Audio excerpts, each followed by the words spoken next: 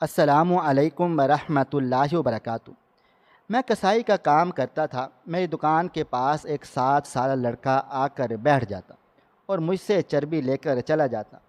ایک دن کچھ لوگ اسے بری طرح سے مار رہے تھے اور وہ خون سے لت پت ہو چکا تھا۔ ایک آدمی بولا، اس نے ریڑھی سے پھوٹ اٹھا لیا ہے، جو کافی گندا تھا، اور وہ لڑکا سسکتے ہوئے بولا، میری ماں بیمار اور بہنیں 2 دن سے بھوکی ہیں۔ میں نے فروٹ کے پیسے دیے اور حقیقت جاننے کے لیے اس لڑکے کا پیچھا کرتے ہوئے اس کے گھر تک چلا گیا تو سامنے کا منظر دیکھ کر میرے رونگٹے کھڑے ہو گئے تھے۔ میں اپنا گوشت کاٹنے میں مصروف تھا جب وہ بچہ بڑی للچائی ہوئی نظروں سے گوشت کو دیکھ رہا تھا۔ میں نے نوٹ کیا تھا، جیسے ہی سویرے ہماری دکان کھلتی وہ دکان کے سامنے بیٹھ جاتا۔ جیسے ہی میں گاہکوں کے لیے گوشت کاٹنا شروع کرتا، وہ مجھے بڑے غور سے دیکھتا رہتا اور پھر ننگے پاؤں چلتا ہوا میرے پاس آتا۔ کہتا، بھائی، یہ جو بچا ہوا گوشت اور چربی ہے، یہ تم مجھے دے دو۔ مجھے حیرت ہوتی کہ وہ بچہ چربی اور بچے ہوئے گوشت کا کرے گا کیا۔ بہرحال وہ میرے لیے بالکل فضول اور بیکار سا تھا اور میں شاپر میں ڈال کر اس کو دے دیتا۔ بچہ بمشکل 8 9 برس کا تھا۔ رنگت اس کی گوری سفید تھی، لیکن ننگے پاؤں پرانا سا لباس پہنے وہ ہمارے بازار میں یوں ہی چلتا پھرتا مجھے نظر آتا تھا۔ کبھی کسی سبزی والے کے پاس کھڑا ہوتا، کبھی کسی پھل فروش کے پاس، کبھی تندور والے کے پاس، گو کہ سب چیزوں کو بڑے غور سے دیکھتا رہتا۔ میں شاید اس کی ان باتوں پر زیادہ توجہ نہ دیتا، لیکن کچھ دنوں بعد جو واقعہ رونما ہوا، میری توجہ خود بخود اس لڑکے کی جانب آنے لگی، کیونکہ اس کے ہاتھ میں ایک کالے رنگ کا تھیلا سا پکڑا رہتا تھا اور مجھے لگتا تھا کہ اس تھیلے میں کچھ ہے۔ انہی دنوں شہر میں ایک خودکش حملہ آور ہوا، اور ہوا بھی ایک بچے کے ذریعے۔ جب یہ خبر عام ہوئی تو سب بھی چوکنے ہو کر رہ رہے تھے۔ میں بڑے غور سے اس لڑکے کا چہرہ دیکھتا، کچھ ڈھونڈنے کی کوشش کرتا تھا۔ میں نے دیکھا کہ اس بار اس لڑکے کی لڑائی ہو گئی۔ محلے کے آوارہ لڑکے اس سے وہ کالے رنگ کا تھیلا مانگ رہے تھے کہ تم بتاؤ اس میں کیا چھپا رکھا ہے، جو تم کسی کو بھی ہاتھ لگانے نہیں دیتے۔ بچہ وہ تھیلا اپنے سینے سے لگائے بھینچے ہوئے تھا، کسی کو نہیں دے رہا تھا۔ جب شور شرابہ بڑھا تو ہم سب دکاندار بھی وہاں چلے گئے۔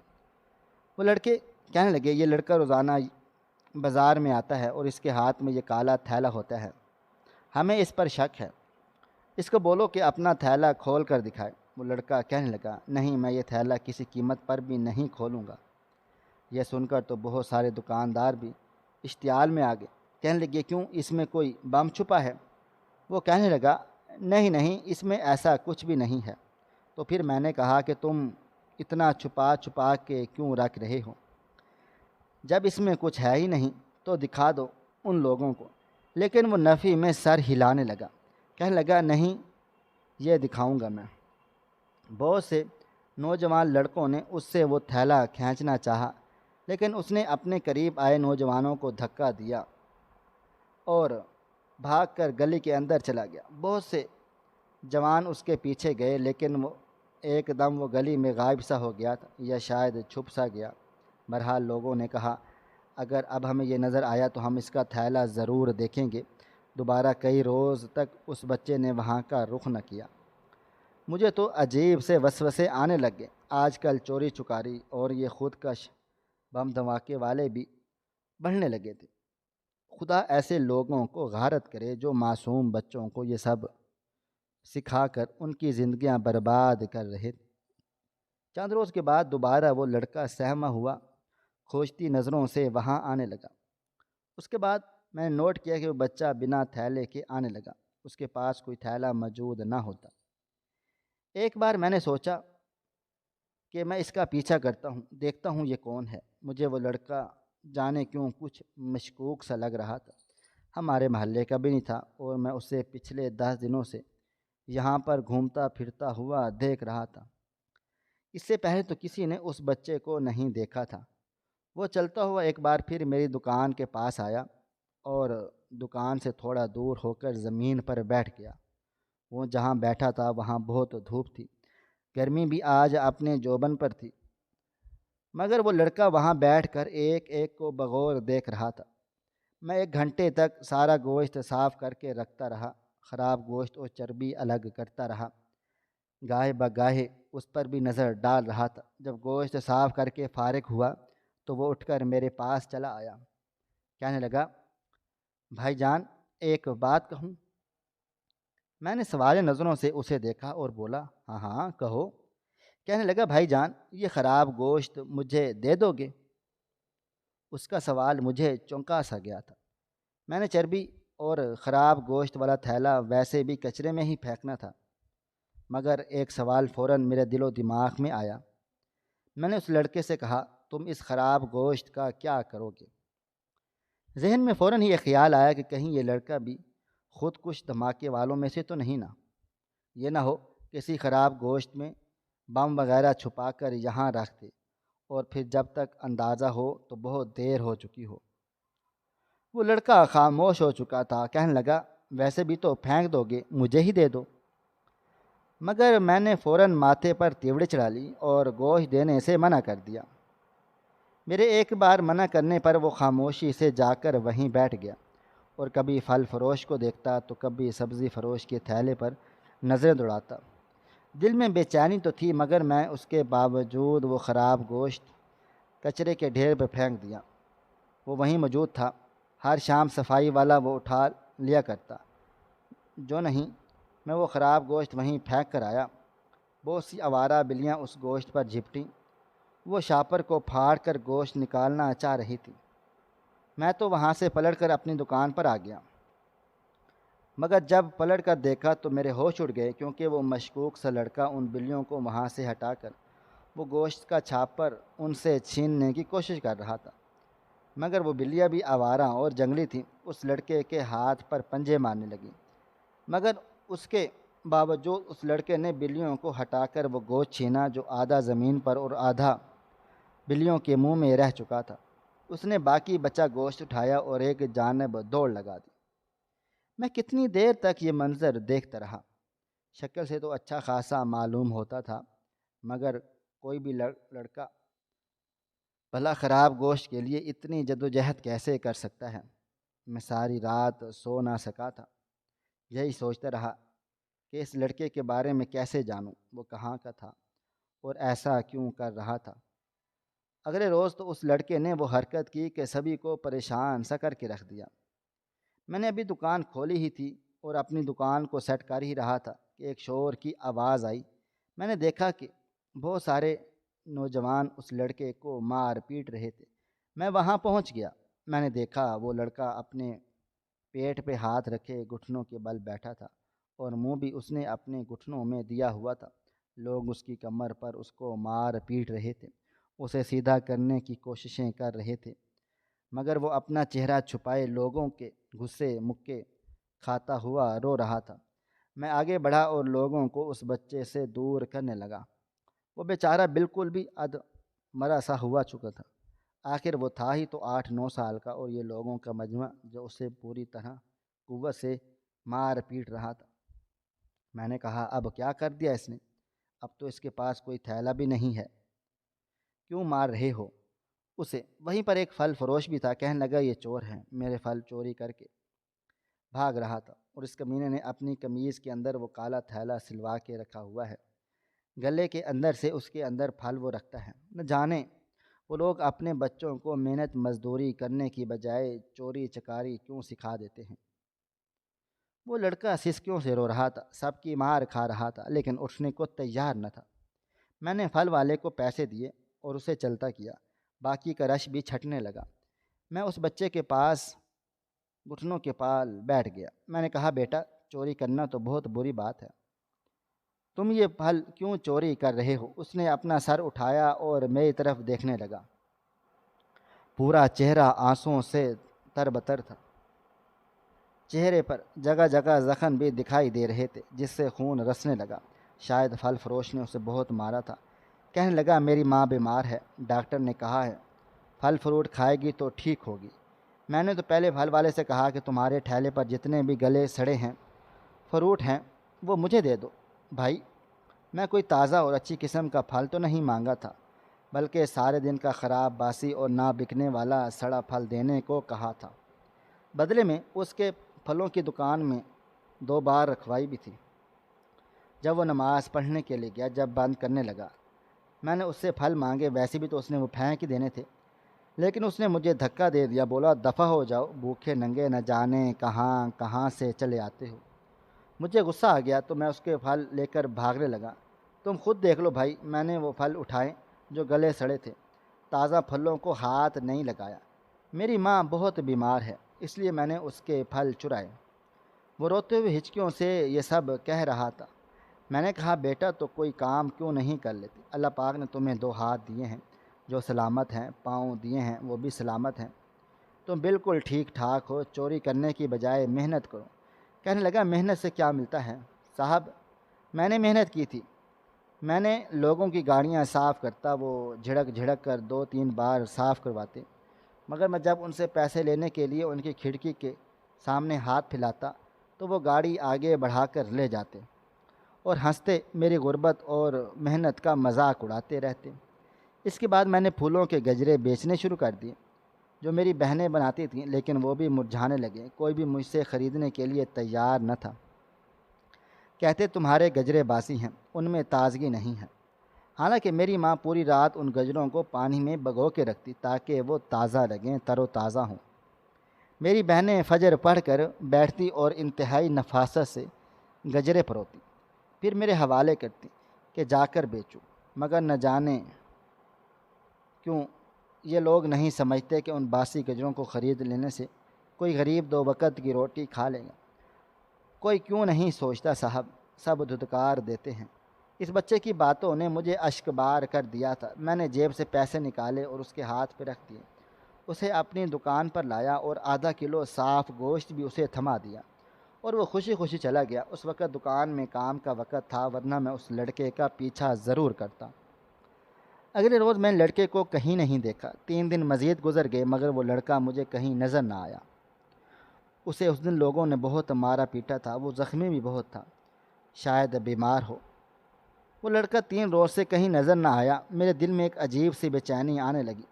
میں نے یہ سوچ رہا تھا کہ کاش اس روز اس کا پیچھا کرتے ہوئے وہاں چلا جاتا تو مجھے حقیقت کا علم ہو جاتا، مگر نہ جانے اب وہ لڑکا کہاں چلا گیا۔ 1 ہفتہ گزر چکا تھا مگر وہ لڑکا دوبارہ اس جگہ نہ آیا۔ دھیرے دھیرے میں بھی اس لڑکے کے بارے میں بھولنے لگا اور یہ سوچنے لگا کوئی آوارہ اس بازار سے تو لوگوں نے اسے مار کر نکال دیا، اب کہیں اور جا کر چوری چکاری کر کے پیٹ پالنے لگا ہوگا۔ یہی سوچ کر ایک بار میں پھر اپنے کام میں مصروف ہو گیا، مگر اسی شام وہ لڑکا مجھے دوبارہ دکھائی دیا۔ اس کی طبیعت انتہائی خراب محسوس ہو رہی تھی، اس کے چہرے پر عجیب زرد پیلے داغ لگے ہوئے تھے۔ لوگ دیکھ کر اس کا مذاق اڑانے لگے۔ اس کے ہم عمر بچے جو اکثر بازار میں آیا کرتے اور کچھ تو یوں ہی آوارہ گردی کرتے رہتے، وہ سبھی اسے دیکھ کر مذاق اڑا رہے تھے، جبکہ وہ خاموشی سے لڑکھڑاتے ہوئے چلتا آس پاس دیکھ رہا تھا۔ میں نے غور کیا تو اس کے چہرے پر زخم اور نیل کے نشانات تھے، ان پر ہلدی لگی ہوئی تھی، شاید اس کی ماں نے اس کے چہرے پر لگائی ہوگی تاکہ زخموں کی مرہم کی جا سکے۔ وہ لڑکا پہلے سے کافی کمزور لگ رہا تھا اور بیمار بھی محسوس ہو رہا تھا۔ وہ چلتا چلتا آیا اور ایک بار پھر اینٹ رکھ کے اوپر بیٹھ گیا اور لوگوں کو بغور دیکھنے لگا۔ اس کی آنکھوں میں بار بار آنسو آ رہے تھے۔ مجھ سے رہا نہ گیا تو میں چلتا ہوا اس کے بچے کے پاس چلا گیا اور بولا بیٹا کیا ہوا؟ کافی دنوں کے بعد نظر آ رہے ہو، تمہاری طبیعت بھی ٹھیک نہیں لگ رہی۔ اس نے یہ سنا تو رونے لگا، بولا صاحب میری طبیعت بہت خراب تھی، گھر میں کھانے کو کچھ بھی موجود نہیں ہے، 3 دن سے گھر میں سالن نہیں پکا، ہم پانی میں نمک ڈال کر پیے جا رہے ہیں کہ جس سے ہمارے جسم کو کچھ طاقت ملے۔ آج میری طبیعت کچھ ٹھیک ہوئی تو میں گھر سے باہر نکلا۔ میں نے اس کی بات سنی تو حیرانگی ہوئی۔ وہ پچھلی دفعہ کہہ رہا تھا کہ اس کی ماں اور بہنیں بھی موجود ہیں، تو پھر آخر وہ اس بچے کو کام کے لیے گھر سے باہر بھیج رہی تھی، اس کا باپ کیا کرتا تھا؟ تبھی ایک پھل فروش نے خراب پھل کچرے کی طرف پھینکا تو فوراً میرے پاس سے اٹھ کر اس پھل کو اٹھانے لگا اور گھر کی جانب جانے لگا۔ وہ بھاگ کر جا رہا تھا، شاید اسے ڈر تھا کہ آج پھر وہ پھل فروش اسے پکڑ کر مارنے نہ لگے۔ وہ گلے سڑے اور خراب پھلوں کے لیے کیوں اپنی جان جوکھم میں ڈال رہا تھا۔ آج میں بھی اس کا پیچھا کرنے لگا۔ پھل فروش سے کہنے لگا میری دکان کا دھیان رکھنا۔ اتنا کہہ کر میں جانے لگا۔ وہ بھاگتا ہوا گلیوں سے ہو کر نہ جانے کون سے موڑ مڑتا جا رہا تھا۔ میں بھی اس کے پیچھے چلا جا رہا تھا۔ تبھی شہری آبادی سے نکل کر ایک بستی کی جانب جانے لگا جہاں پر کچے مکان تھے۔ میں نے سوچا شاید وہ اسی بستی میں رہتا ہوگا، مگر اس میں بستی کو پار کر لیا اور ایک محلے میں آ گیا۔ جو ہی محلے میں داخل ہوا تو ایک گلی میں مڑ گیا جس میں ایک گھر تھا۔ اس گھر کا دروازہ جیسے لوہے کی چادر کا بنا تھا، یوں ہی زنگ آلود چادر تھی جس سے پردہ بنایا گیا تھا۔ اس لڑکے نے وہاں پہنچ کر دروازے پر دستک دی۔ اندر سے دروازہ کھلا اور فوراً اندر داخل ہو گیا۔ کتنی دیر میں وہاں کھڑا دیکھتا رہا، پھر دھیرے دھیرے چلتا ہوا دروازے کے قریب گیا۔ دروازہ گھر کو پوری طرح ڈھک بھی نہیں رہا تھا۔ دائیں اور بائیں جانب اتنی جگہ خالی تھی کہ آسانی سے میرا ہاتھ اندر جا سکتا تھا۔ یوں دوسروں کے گھروں میں جھانکنا اچھی بات تو نہ تھی، مگر میرا دل چاہا کہ دیکھوں آخر اندر ہو کیا رہا ہے۔ میں نے تھوڑی سی موجود دراڑ سے اندر جھانکنا شروع کر دیا۔ اندر کا منظر دیکھا تو میرا وجود جیسے پتھر سا ہو گیا۔ میں بغیر پلکیں جھپکائے اندر جھانک کر دیکھتا رہا۔ گھر کے صحن میں ایک خاتون موجود تھی جو عمر رسیدہ تھی۔ اس نے سفید چادر سے خود کو لپیٹ کر رکھا تھا۔ وہ لڑکا اس کے سامنے بیٹھا اور وہ خود آگے بڑھ کر اس کے ماتھے پر آیا پسینہ اپنی چادر سے صاف کر رہی تھی۔ وہ لڑکا ماں کو خراب پھل دے رہا تھا۔ ماں بولی بیٹے آج تو کسی نے کچھ نہیں کہا۔ لڑکا کہنے لگا نہیں اماں، میں پھل لے کر فوراً سے آ گیا۔ تبھی وہ عمر رسیدہ خاتون آمنہ نامی لڑکی کو آواز دینے لگی اور بولی یہ لو میری بچیوں، بھائی پھل لے آیا ہے، اس کو کاٹ کر کھاؤ، بسم اللہ ضرور پڑھنا تاکہ برکت سے سب کا پیٹ بھر جائے۔ وہ خراب گلے سڑے جن کو دیکھ کر ہی ابکائی آتی جاتی تھی، اور یہ لوگ بڑے صبر و شکر کے ساتھ کھا پی رہے تھے۔ میرا دل پھٹنے لگا۔ فوراً دروازے سے ہٹ کر کھڑا سیدھا ہو گیا۔ میں نے دروازے پر ہلکی سی دستک دی تو وہی لڑکا دروازہ کھولنے آیا۔ مجھے دیکھ کر اس کا چہرہ زرد پڑ گیا۔ کپ کپاتے ہوئے بولا صاحب میں خراب پھل لایا ہوں، صاحب مجھے مت مارنا، میری اماں بہنیں یہ سب دیکھ کر مر جائیں گی۔ اس کا لہجہ عجیب سا تھا۔ بے ساختہ آنکھوں سے آنسو نکل آئے۔ میں نے اندر آنے کی اجازت چاہی اور اندر آ گیا۔ وہ عمر رسیدہ خاتون مجھے دیکھ کر چونک گئی اور اندر بٹھانے لگی۔ اس نے مجھے صحن میں ہی بچھی چارپائی پر بٹھا دیا اور کہنے لگی تم کون ہو بیٹا؟ میں نے ایک نظر آس پاس گھر پر دوڑائی۔ چھوٹا سا ایک کمرے کا گھر تھا اور انتہائی تنگ صحن تھا جہاں پر وہ مجھے بٹھائے ہوئے تھی۔ میں نے اس کے چھوٹے بچے کو اپنے پاس بٹھایا اور اس عورت سے کہنے لگا خالہ کیا آپ کے گھر میں کوئی مرد کمانے والا نہیں ہے جو آپ اس بچے کو باہر بھیج رہی ہیں؟ خالہ میری بات سنی تو رونے لگی، کہنے لگی کہیں تم وہی تو نہیں جس نے میرے بچے کو گوشت دیا تھا؟ میں ہاں میں سر ہلا دیا۔ وہ مجھے کہنے لگی بیٹا ایک زمانہ تھا جب ہم بھی بڑے خوشحال اور عیش و آرام سے رہا کرتے تھے، مگر پھر میرے شوہر کا انتقال ہو گیا تو اس کے بھائیوں نے اس کی تمام جائیداد ہڑپ لی اور ہمیں اپنے گھر سے بے گھر کر دیا۔ میری 2 جوان بچیاں ہیں اور ایک بیٹا ہے جو مجھے شادی کی کافی سالوں کے بعد خدا نے عطا کیا۔ میں خوش تھی کہ اللہ تعالیٰ نے مجھے بیٹا عطا کیا، مگر اس کے پیدا ہوتے ہی 3 سال کے بعد میرا شوہر انتقال کر گیا اور میں اپنی جوان بچوں سمیت بے گھر ہو گئی۔ مجبوراً اس چھوٹے سے کرائے کے گھر میں آ کر رہنے لگی۔ ہمارا گزارا بہت مشکل تھا۔ ہم انتہائی شریف اور باپردہ عورتیں ہیں، کبھی گھر سے باہر قدم نہ رکھا۔ کچھ سال تو لوگوں کپڑے سی کر میں کام کرتی رہی، مگر اب غربت اس قدر بڑھ چکی ہے کہ مجبوراً اپنے بچے کو کام پر بھیجنا پڑا۔ یہ بچہ پہلے محنت مزدوری کرتا رہا مگر لوگوں نے اسے پیسے نہ دیے اور اب بازاروں میں جا کر کچھ کھانے کے قابل لے آتا ہے، بس اسی سے ہمارا گزارا ہو جاتا ہے۔ وہ رو رو کر مجھے اپنی زندگی کی داستان سنا رہی تھی۔ اس کی 2 جوان بیٹیاں تھیں اور دونوں ہی شادی کے لائق تھیں، مگر جہیز نہ ہونے کی وجہ سے اس کی غربت کی وجہ سے کوئی بھی بیاہ نہیں رہا تھا۔ میں نے جب یہ سنا تو آنکھوں سے آنسو بہنے لگے۔ آج میں نے ابھی تک 3000 روپے کا گوشت بھیجا تھا، میں نے ان 3,000 میں سے 2,000 روپے نکالے اور ان کے ہاتھ پر رکھ دیے اور بولا کچھ راشن خرید لینا۔ اتنا کہہ کر میں گھر سے نکل گیا۔ ساری رات بے چین رہا اور روتا رہا۔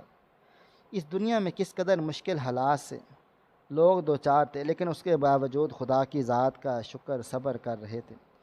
میں اپنے بھائی کے ساتھ رہتا تھا۔ میری ماں نہیں تھی بلکہ پاپا تھے جن کو فالج کا اٹیک ہوا۔ وہ بستر پر ہی پڑے رہتے تھے۔ ہم دونوں بھائی ان کا واحد سہارا تھے۔ میں ساری رات سوچا اور پھر اس بارے میں اپنے بھائی سے بات کی اور ابو سے بھی ذکر کیا۔ ابو نے ہماری بات کی تائید کی۔ اگلے ہی روز میں ان کے ہاں چلا گیا اور خالہ کے پاس بیٹھ کر ان کی بیٹی کا رشتہ مانگ لیا۔ میں نے اپنی اور چھوٹے بھائی دونوں کے لیے ان کی دونوں بیٹیوں کا ہاتھ مانگا تو خالہ سسک سسک کر رونے لگی اور میرے آگے ہاتھ جوڑنے لگی، مگر میں نے فوراً ان کے ہاتھوں کو پکڑ کر اپنے ماتھے سے لگا لیا اور بولا، آپ بڑی ہیں، آپ سر پر ہاتھ رکھیں، ہاتھ نہیں جوڑیں۔ خالہ مجھے دعائیں دینے لگیں اور رونے لگیں۔ میں نے ان کی دونوں بیٹیوں کو بیاہ کر اپنے گھر لے آیا۔ وہ دونوں ہی سلیقہ شار اور نیک لڑکیاں تھیں، انتہائی خوبصورت۔ یہاں آ کر انہوں نے ہمارے گھر کو جنت بنا دیا۔ میں نے خالہ کو بھی اپنے ساتھ اپنے گھر میں ہی لے آیا۔ وہ یہاں آ کر بہت زیادہ خوش تھی اور ان کے چھوٹے بیٹے عمر کو اپنے ساتھ دکان پر کام کے لیے لگا دیا۔ وہ صبح سکول جایا کرتا، شام کو میرے ساتھ دکان پر کام کیا کرتا۔ یقین مانیں اتنا سکون مجھے حاصل ہوا تھا کہ شاید ہی کسی کو دنیا میں حاصل ہوا ہو۔ بڑوں کی دعائیں اور خوشیوں سے گھر میں برکت آنے لگی اور میں دن دگنی رات چگنی ترقی کرنے لگا۔ بس کوشش کیا کریں جب گلی محلوں میں سے ایسے بچے دیکھیں تو حسب توفیق ان کی مدد کر دیا کریں۔ یقین مانیں ایسا کرنے سے نہ صرف آپ کو نیکیاں ملیں گی بلکہ کسی غریب کا بھلا بھی ہو جائے گا، اور اگر آپ دھتکار کر اس کی تذلیل کریں گے تو خدا آپ کو ایسی مصیبت میں مبتلا کرے گا جس میں آپ کا اس سے بھی کئی گنا زیادہ مالی نقصان ہو سکتا ہے۔ محترم ناظرین، اس طرح کے سبق آموز کہانیاں اور واقعات سننے کے لیے ہماری ویڈیوز کو لائک کریں اور چینل کو سبسکرائب کر لیں۔ شکریہ۔ اللہ حافظ۔